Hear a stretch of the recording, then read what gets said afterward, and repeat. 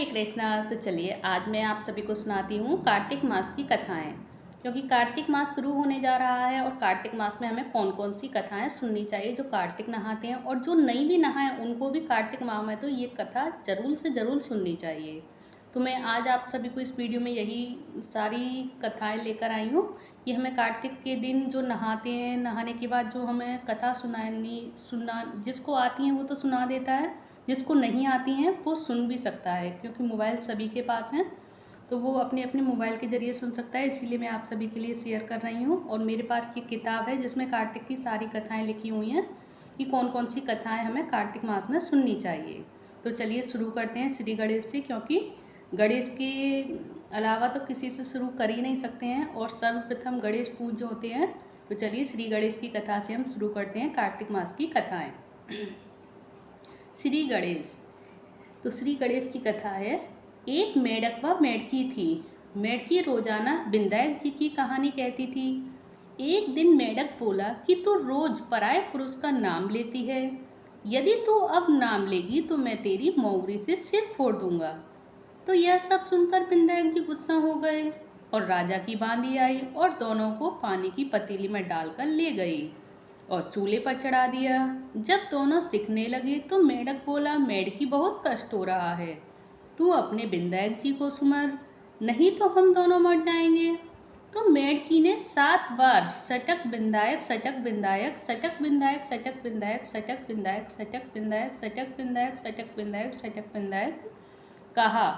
तभी जो भगवान श्री गणेश थे प्रसन्न हो गए और तभी दो सांड लड़ते हुए आए और पतीली में सींग मार गए और वह चूल्हे पर से गिर गई पतीली। और मेढक और मेढकी उस जो पानी में पड़े हुए थे पतीली में और उसमें से निकलकर भाग गए। मेढक और मेढकी दोनों भागकर सरोवर की पार में चले गए। तो हे विनायक जी महाराज, जैसा उनका कष्ट काटा मेढक और मेढकी का, वैसा ही सबका कष्ट काटना, हमारा भी काटना और हमारे सारे परिवार का भी काटना। जय श्री गणेश काटो कलेश, जय श्री गणेश काटो कलेश, जय श्री गणेश काटो कलेश, जय श्री गणेश काटो कलेश, जय श्री गणेश। तो ये थी गणेश जी की कथा। तो आप सभी को ये गणेश जी की कथा कैसी लगी प्लीज़ कमेंट बॉक्स में ज़रूर बताइएगा। तो चलिए अब शुरू करते हैं कार्तिक मास की दूसरी कथा, जो है नित्य की। 2 माँ बेटी थी। ये है नित्य की कथा, जो कि कार्तिक मास में हमें डेली सुननी है। और जो आज की वीडियो मैं आप सभी के लिए बना रही हूँ वो वाली वीडियो ये है कि आप डेली कार्तिक मास में डेली ये वीडियो चला के डेली सारी कथाएं एक बार में सुन सकते हैं, एक वीडियो चला कर ही। तो चलिए अब शुरू करते हैं नित्य की कथा। जो नित्य की कथा कौन सी होती है जो हमें कार्तिक मास में सुननी चाहिए, तो सुनिए। 2 माँ बेटी थी। वह रोजाना नित्य की कहानी कहा करती थी। उसकी बेटी ने कहा, माँ मैं भी नित्य की कहानी कहूँगी। तो माँ ने कहा, बेटी तेरी कहानी ससुराल में कौन सुनेगा। उसने जिद की और नित्य की कहानी कहने लगी। वो नहीं मानी और फिर उसके बाद उसकी शादी हुई तो वह सबसे कहती कि मेरी कहानी सुन लो, पर सब कुछ न कुछ कहकर बहाना बनाकर टाल देते और कोई कहानी नहीं सुनता था। तो वह भूखी ही रहती। जब कोई कहानी नहीं सुनता तो वो भूखी ही रहती थी। एक दिन पड़ोसन बोली कि मैं तेरी कहानी सुनूंगी। तो वह आती, कहानी सुनती तो बहू खाना खा लेती। कई दिन नंद ने अपनी माँ से कहा कि माँ भाभी पड़ोसन के कहने पर तो खाना खा लेती है और हम कहते हैं तो नहीं खाती। तो माँ ने कहा उससे पड़ोसन से आने के लिए मना कर देना। तो उसने कहा अच्छा। तो लड़की ने पड़ोसन से मना कर दिया।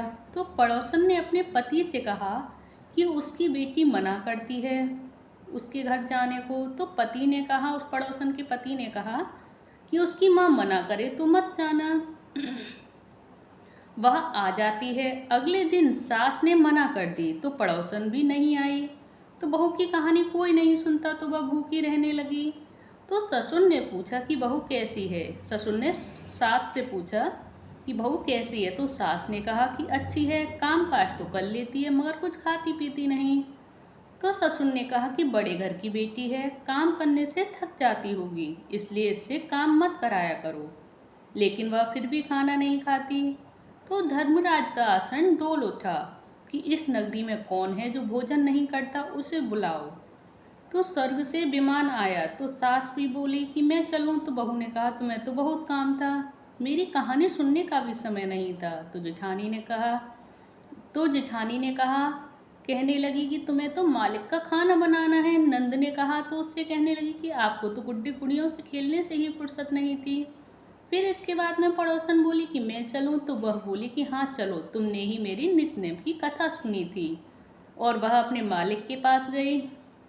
पड़ोसन अपने मालिक के पास गई तो मालिक बोला कि तू तो बड़ी भाग्यवान है, जो जीते जी जा रही है। मरकर तो सभी जाते हैं, वह भी गई, लेकिन जो जीते जी जाता है वो धन्य हो जाता है।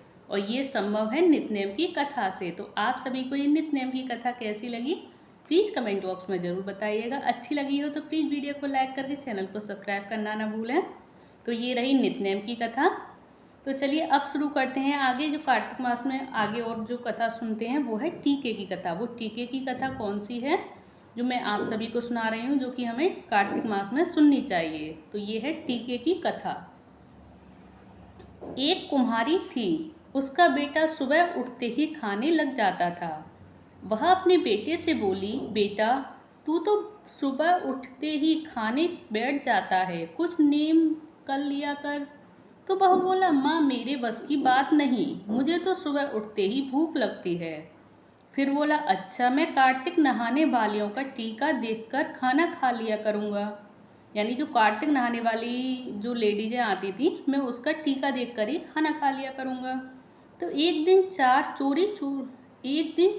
चोर चोरी करके जा रहे थे। उधर से कार्तिक वाली आ रही थी, जो कार्तिक वाली नहाने वाली लेडीजें थी वो आ रही थी। वह बोला, दिख गया दिख गया। चोर समझे कि ये हमें कह रहा है, चोर समझे कि ये मुझसे कह रहा है कि हमें दिख गए। तो वह सारा धन छोड़कर भाग गए। उसने नीचे उतरकर देखा तो गठरी में बहुत सा धन था। वह धन उठाकर घर की ओर भागा। तो माँ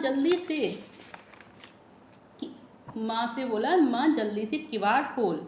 माँ बोली, ऐसी क्या बात है। उसने किवाड़ खोल कर देखा तो वह बोली कि अरे बेटा, ये क्या चोरी की है, ये डाका डाल कर लाया है। तो वह बोला कि माँ मैंने ना तो चोरी की है ना डाका डाला है, मुझे तो भगवान ने दिया है। मैं तो पेड़ पर बैठा था, चार चोर चोरी करके जा रहे थे। मैं बोला दिख गया। मैं तो ये बोल रहा था कि मुझे टीका दिख गया। कार्तिक वाली जो नहा कर आ रही थी उनका टीका दिख गया था उसे। तो चोर समझे कि वो मुझसे कह रहा है कि दिख गया, और वह वहीं धन छोड़कर भाग गए। मुझे तो यह सब कार्तिक भगवान ने दिया है। वह बोली, कार्तिक का इतना महत्व है। उसने छत पर चढ़कर हीला मारा कि सारी दुनिया कार्तिक का नाम ले। जैसा भगवान ने उसे दिया वैसा भगवान सबको देना। ये रही टीके की कथा। तो ये आप सभी को टीके की कथा कैसी लगी, प्लीज़ मुझे कमेंट बॉक्स में ज़रूर बताएं। कार्तिक माह में टीके की कथा ये बहुत ज़रूरी कथा होती है, आप सभी ज़रूर से ज़रूर सुने इसे भी। तो चलिए ये रही टीके की कथा। अब आगे कार्तिक मास में हमें कौन सी और कथा सुननी चाहिए, तो वो है इल्ली दुड़िया की कथा, जो हमें कार्तिक मास में ज़रूर सुननी चाहिए। तो अब मैं आप सभी को सुनाती हूँ इल्ली दुड़िया की कथा, कार्तिक मास की कथा। तो एक थी इल्ली और एक थी दुड़िया। इल्ली बोली, आ दुड़िया दोनों कार्तिक नहाएं। तो दुड़िया बोला, तू तो गिरी धुआरे में पड़ी रहती, तो तेरे में ताकत है, तू ही नहा ले, मैं तो मोठ पर पड़ा रहता हूँ। मैं तो नहीं नहाऊँ, मैं तो हरा हरा ही सिट्टा खाऊंगा, ठंडा ठंडा पानी पीऊँगा। फिर इल्ली तो रोजाना राजा की बाई के पल्ले में लगकर नहा आती और दुड़िया नहीं आता। तो कार्तिक उतरने की पूर्णिमा को दोनों मर गए, और इल्ली कार्तिक नहाई थी, इसीलिए उसने राजा के घर में जन्म लिया और वो राजकुमारी बनी, और दुड़िया राजा के घर में मेंढक बना। फिर राजकुमारी का ब्याह रचाया गया, और जब विदा का समय आया तब राजकुमार का बैल रुक गया। जो राजकुमार ने राजकुमारी का, तो विदा का समय आया तब राजकुमारी का बैल रुक गया। तो राजा रानी ने पूछा कि बैल क्यों रुका, तेरे को क्या चाहिए, मांग ले। तब राजकुमारी बोली कि मेरी मेंढक को सोने की सांकल में बांधकर मेरे रथ के पीछे बांध दो। तो सबने कहा, राजकुमारी मेंढक क्या मांगा? ले, तेरे को और कुछ चाहिए तो और कुछ ले ले। लेकिन उसने कहा, मेरे को तो ये मेंढक ही चाहिए। फिर उसके रथ के पीछे मेंढक बांध दिया गया। जैसे ही राजकुमारी महलों में पहुंची तो मेंढक को सीढ़ी के नीचे बांध दिया।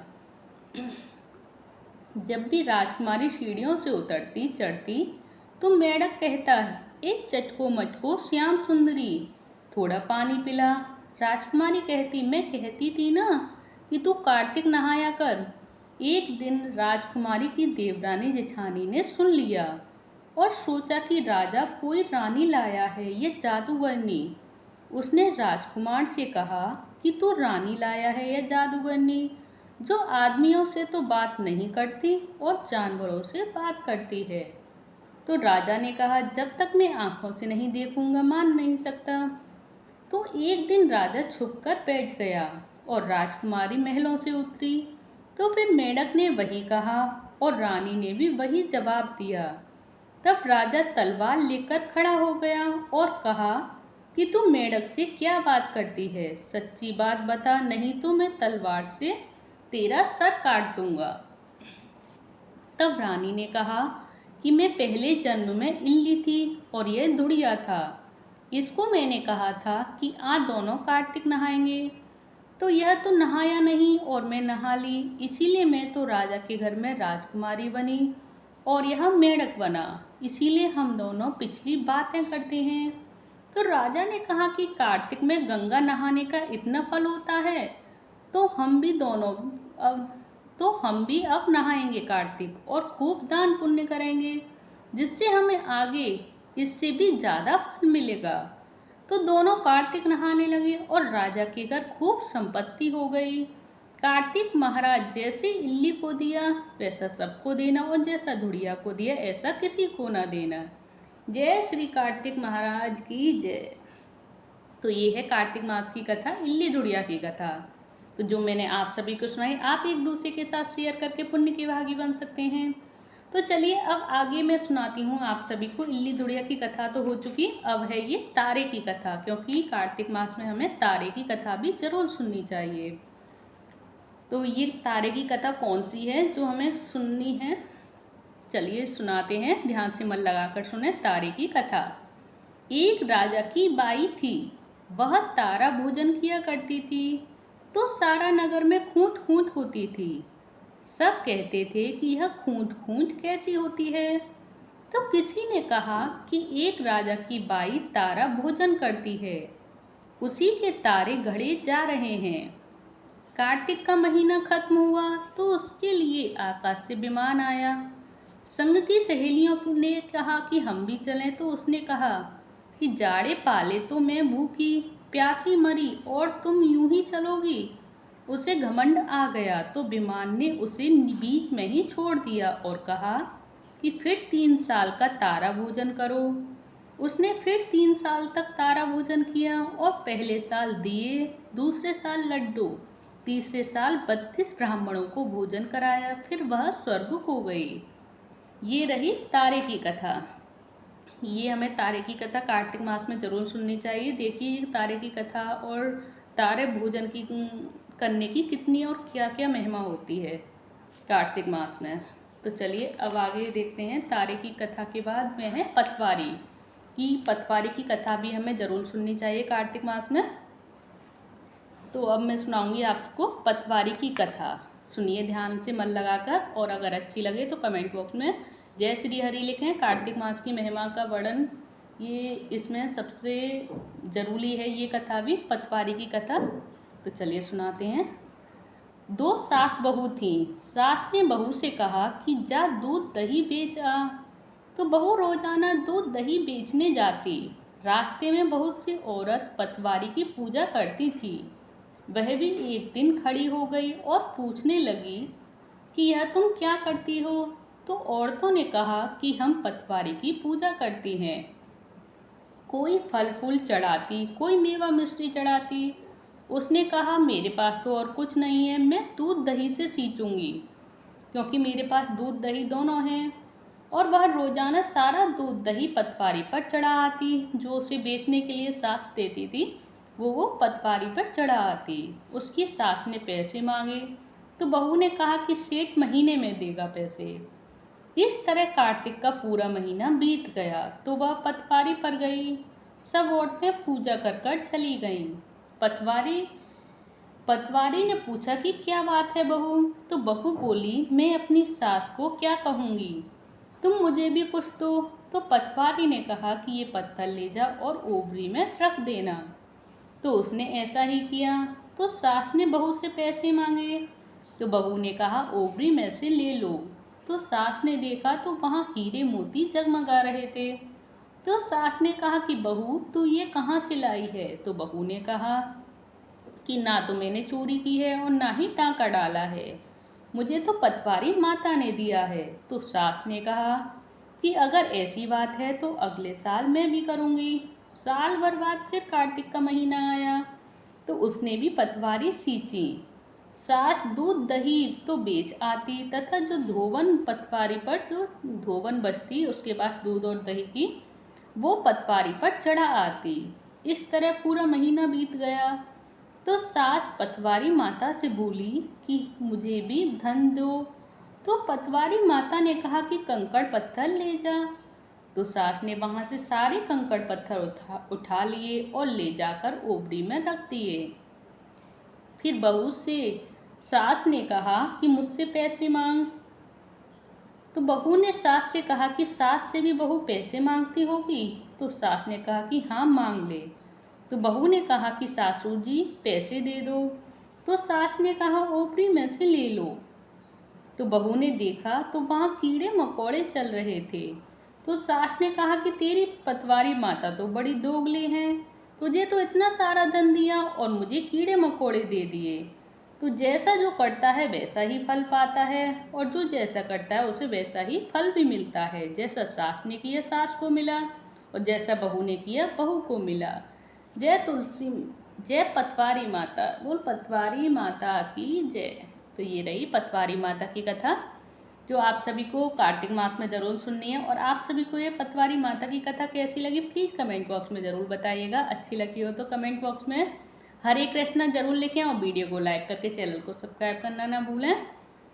तो चलिए अब मैं आप सभी को सुनाती हूँ कार्तिक मास की तुलसी माता की कथा, क्योंकि हमें कार्तिक मास में तुलसी माता की भी कथा ज़रूर सुननी चाहिए।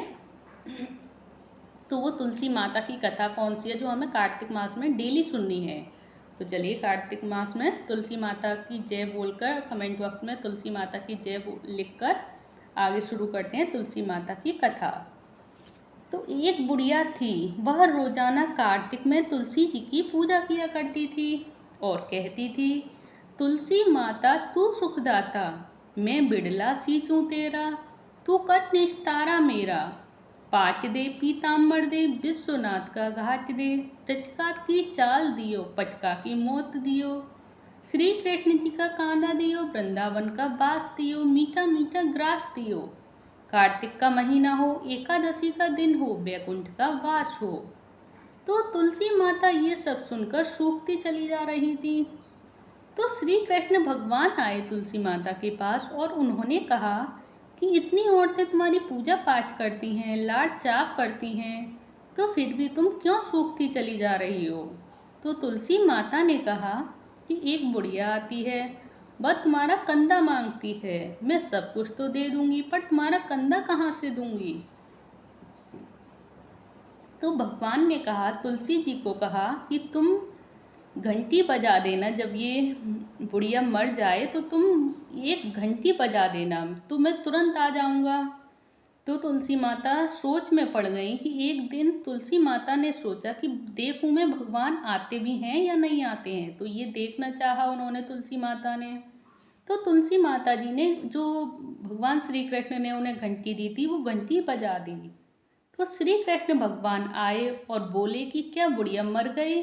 तो तुलसी माता कहने लगी कि नहीं, मैंने तो घंटी इसलिए बजाई थी कि देखूं तो सही कि तुम आते हो या नहीं, या ऐसे ही कह रहे हो। तो एक दिन सच में ही बुढ़िया मर गई, किसी के भी उठाए नहीं उठती थी। तो पत्थर से भी ज़्यादा वो भारी हो गई थी। सारे मोहल्ले में चर्चा हो रही थी कि बुढ़िया सवेरे उठती न जाने क्या पाप घाट की माला फेरती थी कि इतनी भारी हो गई है जो उठाए भी नहीं उठती। तो तुलसी माता ने घंटी बजा दी और भगवान बालक का वेश रख कर आए और बोले कि यह भीड़ कैसी लग रही है। तो सब कहने लगे कि एक बुढ़िया मरकर इतनी भारी हो गई है कि किसी के उठाए नहीं उठती। तो भगवान बोले कि जरा मैं भी देखूं।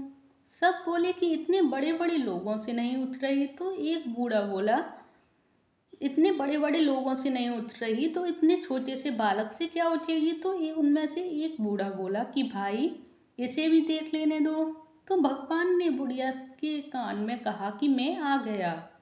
और बुढ़िया बोली कि भगवान ऐसे नहीं, सारी दुनिया पहले ही मुझे दोष लगा रही है। सबसे पहले आप चतुर्भुज रूप मोर मुकुट पीताम्बर पहने हाथ में बंसी बजाते हुए सबके सामने मुझे दर्शन दो। तो भगवान ने ऐसा ही किया और फिर बुढ़िया बैकुंठ लोक को चली गई। जय तुलसी माता। ये है तुलसी माता की कथा जो हमें कार्तिक मास में डेली सुननी है। और आप सभी को ये तुलसी माता की कथा कैसी लगी प्लीज़ मुझे कमेंट बॉक्स में ज़रूर बताइए। अच्छी लगी हो तो प्लीज़ कमेंट बॉक्स में तुलसी माता की जय अवश्य लिखें और वीडियो को लाइक करके चैनल को सब्सक्राइब ज़रूर करें। तो चलिए अब शुरू करते हैं कार्तिक की कहानी, क्योंकि कार्तिक मास में ये सारी कहानी और कथा थी जो हमें सुननी थी। अब ये है मेन कार्तिक की कहानी कि कार्तिक में हमें डेली जो हमें ये कथा सुननी है। तो ये है कार्तिक की कथा, प्लीज मन से और ध्यान से मन लगाकर सुने। एक जाट था, उसके 7 बेटे थे। उसने अपनी छोटी बहू से कहा कि मैं कार्तिक नहाऊंगा। तो उसकी बहू ने कहा कि नहा लो। वह सवेरे उठती तो धोती और लोटा दे देती। ससुर नहाकर आते तो उसमें से हीरे मोती झड़ते थे। एक दिन जेठानी के बच्चे घर आए तो उन्होंने देखा कि बाबा की धोती में से तो हीरे मोती झड़ते हैं। उन्होंने घर जाकर अपनी माँ से कहा कि बाबा नहा कर आते हैं तो उनकी धोती में से हीरे मोती झड़ते हैं। तो माँ ने कहा कि जा बाबा से कह देना कि वह हमारे घर नहा लिया करें। तो बूढ़े ने कहा कि अच्छा। जब बच्चों ने उसको बाबा को बताया कि माँ ने कहा है कि हमारे घर नहा लिया करें, तो बूढ़े ने कहा कि अच्छा ठीक है। तो बूढ़ा वहीं रहने लग गया उसके जेठानी के यहाँ, बड़ी बहू के घर। तो वह बूढ़ा सुबह उठता तो जेठानी बड़बड़ करने लग जाती और सवेरे उठते उठते ही वह खड़खड़ करनी शुरू कर दी। मतलब जेठानी बड़बड़ करने लग जाती कि वह तुम तो सवेरे उठते ही खड़खड़ करना शुरू कर देते हो, सोने भी नहीं देते। पैर पटकते झटकते धोती और लोटा था वो भी दे देती थी नहाने के लिए। तो जब बूढ़ा नहाकर बाहर आया तो उसने धोती खूंटी पर लटका दी। जो बूढ़ा था उसने वो धोती खूंटी पर लटका दी और वहाँ बच्चे फिसलकर गिरने लगे। तो जेठानी ने कहा कि बूढ़ा तो बड़ा दोगला है, उसके यहाँ तो धोती में हीरे मोती भरकर लाता है और यहाँ सारे में पानी पानी फैला दिया और बच्चे भी गिर पड़े। इस बूढ़े दोगले से कह दो कि जा वहीं पर नहा लिया करे। और उसकी लकड़ी और धोती लोटा फेंक दिया। और फिर कार्तिक का महीना पूरा हुआ तो उसने छोटी बहू से कहा, उस बूढ़े ने, कि मुझे भोजन यानी कि ब्राह्मण भोजन कराने हैं। तो बहू ने कहा कि ससुर जी बड़े चाव से जिमाइए। तो बूढ़ा ब्राह्मणों को न्योता दे आया। तो उसने कहा कि अब मेरा मन है कि बड़े बहू बेटे भी आ जाते और मैं उनको भी न्योता दे आता। तो छोटी बहू ने कहा कि हाँ जरूर। बूढ़ा उन सबको भी खाने को कह आया, बड़ी जेठानी और बड़ी बहू बेटों को भोजन करने के लिए कह आता है। तो बहुओं ने कहा जो बहू आई थी उसके घर पे खाना खाने के लिए बहू बेटी, उन्होंने कहा कि इस छोटी बहू को घर से निकाल, हम तभी खाना खाने आएंगे। तो ससुर ने छोटी बहू से कहा कि वह कहने लगी कि कोई बात नहीं है। उसने छोटी बहू से कहा कि बड़ी बहुएं ये कह रही हैं कि छोटी बहू को घर से निकालो, हम तभी भोजन करने आएंगे। तो छोटी बहू कहने लगी कि कोई बात नहीं। खाना बनाकर वह बाहर खेत पर बैठ गई, यानी खाना पूरा बना दिया उसने और फिर जाकर खेत पर बैठ गई। और कहने लगी कि राम जी की चिड़िया राजा जी का खेत खाओ रे चिड़ैया भर भर पेट। राम जी की चिड़िया राजा जी का खेत खाओ रे चिड़ैया भर भर पेट। इस तरह शाम हो गई और उन लोगों ने, जो बहुएं बड़ी बड़ी आई थी, उन लोगों ने जितना खाया पिया तथा जितना बचा था उस बचे हुए में रेत मिट्टी घोल दिया और औंधे बर्तन उल्टे कर दिए। तो ससुर ने कहा, ससुर आया छोटी बहू के पास जो खेत पर बैठी हुई थी। तो ससुर ने कहा कि बहू चलो, वह तो सब कुछ नाश कर गई। तो बहू ने कहा कोई बात नहीं है। तो उसने फिर छोटी बहू ने घर पे जाकर देखा तो जैसा वह खाना बनाकर रख कर आई थी वैसा ही उसे रखा हुआ मिला। तो बूढ़े ने कहा, बहू उन लोगों ने तो कोई अपनी कन्नी में कोई कसर नहीं छोड़ी, यानी अपनी अपनी कन्नी में कोई कसर नहीं छोड़ी उन्होंने। तो ये तो तेरी ही कन्नी है, जो जैसा था वो वैसा ही है। तो ये कार्तिक मास की महिमा ही है, जो जैसा था वो वैसा ही है। जो ससुर की सेवा कर रही है वो मेवा भी पा रही है। और जैसा कार्तिक मास में जैसे वो बूढ़े नहा गए, पूरे मास उन्होंने नहाया, भोजन कराया, ब्राह्मण भोजन कराए, वैसा आप सभी भी करें। और ये कार्तिक मास की पूरी महीने की जो महिमा है इसका वर्णन भी नहीं किया जा सकता। और इसीलिए मैं कहूँगी कार्तिक मास में आप सभी नहाएं, सभी कार्तिक मास में सभी अच्छे से। और जो जो जैसे कार्तिक मास की जो महिमा है और हमें कौन कौन सी कथा सुननी है, और ये कार्तिक मास की में जो इस कथा में आया है वर्णन, कार्तिक मास में उन्होंने ऐसा ऐसा महिमा और ऐसे ऐसा वर्णन मिला है कि जो मुँह से वर्णन भी नहीं किया जा सकता। तो चलिए, ये आप सभी को कार्तिक मास की महिमा का वर्णन जो मैंने आप सभी को सुनाया वो आप सभी को कैसा लगा प्लीज़ कमेंट बॉक्स में ज़रूर बताइएगा। तो चलिए अब आगे शुरू करते हैं कार्तिक मास की लपसी तपसी की कथा। और ये कार्तिक मास की कथा आप एक दूसरे के साथ भी शेयर करें, जिससे आप सभी के साथ साथ और लोग भी पुण्य के भागी बन पाएँ। तो चलिए अब शुरू करते हैं तपसी और लपसी की कथा। तपसी और लपसी की कथा कौन सी होती है जो हमें कार्तिक मास में सुननी चाहिए, चलिए मैं सुनाती हूँ, आप सभी ध्यान से मन लगाकर सुने। ये है तपसी और लपसी की कथा जो कार्तिक मास में हमें सुननी है डेली। एक था तपसी और एक था लपसी। तपसी तो भगवान की तपस्या करता था और लपसी रोजाना 1.25 सेर का हलवा बनाकर भगवान को भोग लगाकर बची कुची खुद खाता था। एक दिन दोनों में झगड़ा हो गया। वो कहे मैं बड़ा, वो कहे मैं बड़ा, यानी लपसी कहे मैं बड़ा हूँ और तपसी कहे मैं बड़ा हूँ। तो इसके बाद नारद मुनि देखने लगे, ऊपर से देख रहे थे, और नारद मुनि फिर उनके पास आए, दोनों के पास। दोनों नारद मुनि से बोले, हमारा फैसला कर दो। तो नारद जी बोले, तुम्हारा फैसला मैं कल करूँगा। ऊपर से उन्होंने सोने की मुद्रा फेंक दी। तपसी ने सोने की मुद्रा को घुटने के नीचे दबा लिया। तो लपसी ने वहीं 1.25 सेर का हलवा बनाया, भोग लगाया, बचा कुचा आप खाया। इतने में नारद मुनि आए। दोनों उनसे कहने लगे कि आप हमारा फैसला कर दो। तो नारद जी ने कहा, मैंने सोने की मुद्रा फेंकी थी, उसे किसने उठाया? तो वो मैंने उठाई। वो किसने उठाई? वो कहा मैंने नहीं उठाई, और वो कहने लगा मैंने नहीं उठाई, यानी कि नारद मुनि कहने लगे जो मैंने सोने की मुद्राएं फेंकी थी वो किसने उठाई? तो तपसी तो कहने लगा मैंने नहीं उठाई, और लपसी कहने लगा मैंने नहीं उठाई। तो नारद जी ने तपसी से कहा, घुटना उठाओ अपना। तो घुटना उठाया तो मुद्रा निकल आई नारद जी की।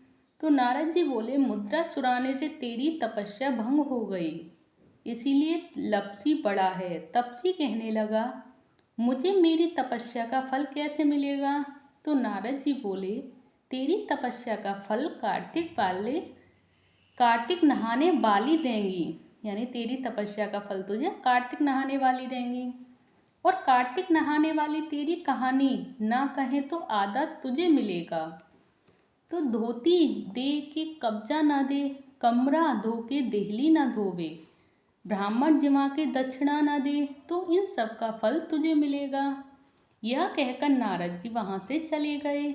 और लपसी तपसी जो 5 कहानी कहेगा वो माँ बाप की लाडली, कृष्ण जी की प्यारी। आदि हो तो पूरी करियो, पूरी हो तो पटा चढ़ियो। तो ये रही लपसी तपसी की कहानी, जो आप सभी को कैसी लगी प्लीज़ मुझे कमेंट बॉक्स में ज़रूर बताइएगा। क्योंकि कार्तिक मास में ये लपसी तपसी की कथा भी हमें ज़रूर सुननी चाहिए। जो मैंने आप सभी को सुनाई, आप एक दूसरे के साथ भी शेयर कर सकते हैं। तो चलिए अब सुनाते हैं कार्तिक मास में सुनी जाने वाली नगर बसेरा की कथा, क्योंकि ये हमारी आखिरी कथा है कार्तिक मास की, नगर बसेरा की कथा। तो अब मैं आप सभी को सुना रही हूँ नगर बसेरा की कथा, जो आप सभी को कैसी लगेगी प्लीज़ कमेंट बॉक्स में मुझे ज़रूर बताया करें। तो चलिए शुरू करते हैं नगर बसेरा की कथा, जो हमें कार्तिक मास में डेली सुननी है पूरे मास।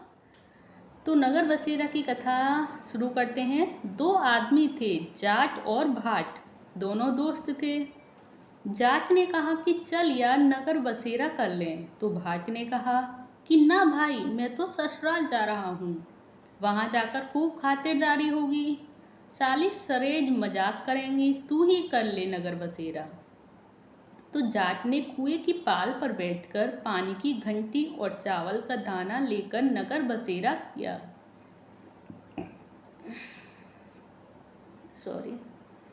और बोला नगर बसेरा मैं करूं, ताता भाड़ू लापसी, महादेव की वापसी, द्वारका का वासी, डालू पानी हो जाए घी, निकले मेरा जी, नगर बसेरा करके जाट चल पड़ा। तो जाट की बहन ने बूरा और चावल खिलाकर खूब बातचीत की। उधर वो भाट ससुराल पहुंचा तो आग लगी पाई उसे, और वह आग बुझाने लगा तो उसकी मूछ और दाढ़ी जल गई। राख उठाते उठाते हाथ और मुंह भी काला हो गया। न रोटी न पानी। घरवाली ने देखा तो वह बोली कि अपना मुंह छिपा लो या यहाँ से चले जाओ, नहीं तो मजाक बनेगा। पड़ोसिन ने एक रोटी और छाछ लाकर दे दी, उसने खा ली और वहाँ से वो भाट था वो वहाँ से एक रोटी और छाछ खाकर चल दिया, और रास्ते में उसे जाट फिर मिल गया। बोला यार कैसी बीती? तो भाट बोला बहुत बुरी बीती, ससुराल गया था तो आग लगी पाई, मूछ और दाढ़ी जल गई, हाथ मुंह भी काले हो गए, ना कुछ खातिरदारी हुई, ना रोटी ना पानी। तो जाट फिर उसने कहा कि नगर बसेरा अब तो कर ले। तो भाट फिर बोला ना यार तू ही कर ले, मैं तो घर जा रहा हूँ, मेरी वहाँ दादी माँ दही और चूरमे की पिट्ठी लिए बैठी होंगी। तो भाट घर गया तो भैंस खो ही पाई। तो बाप दरवाजे पर लाठी लिए खड़ा था, तो बोला ससुराल गया तो आग लगा दी, यानी ससुराल गया था तो वहाँ आग लगा दी, और वहाँ से आया तो भैंस खो दी। पहले भैंस खोज कर ला तब रोटी पानी मिलेगी। और उसका सारा दिन हो गया ढूंढते ढूंढते, पर भैंस भी नहीं मिली।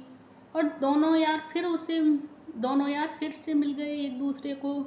फिर जाट बोला क्या खबर है? तो भाट बोला आते ही मेरे बाप की भैंस खो गई, सारा दिन हो गया भैंस भी नहीं मिली, भूखा मर रहा हूँ। तो जाट ने कहा मैंने तुझसे पहले भी कहा था कि नगर बसेरा कर ले। हाँ यार, फिर भाट बोला कि हाँ यार अब मैं नगर बसेरा जरूर करूँगा। तो वो नगर बसेरा करने लगा। नगर बसेरा में करूँ, ताता भाड़ू लापसी, महादेव की वापसी, द्वारका का बासी, पानी हो जाएगी निकले मेरा जी। ये हमें 3 बार बोलना होता है नगर बसेरा करते समय। एक बार हो गया, नगर बसेरा में करूँ, ताता भाड़ू लापसी, महादेव की वापसी, द्वारका का बासी, पानी हो जाएगी निकले मेरा जी। नगर बसेरा में करूँ, ताता भाड़ू लापसी, महादेव की वापसी, द्वारका का बासी, पानी हो जाएगी निकले मेरा जी।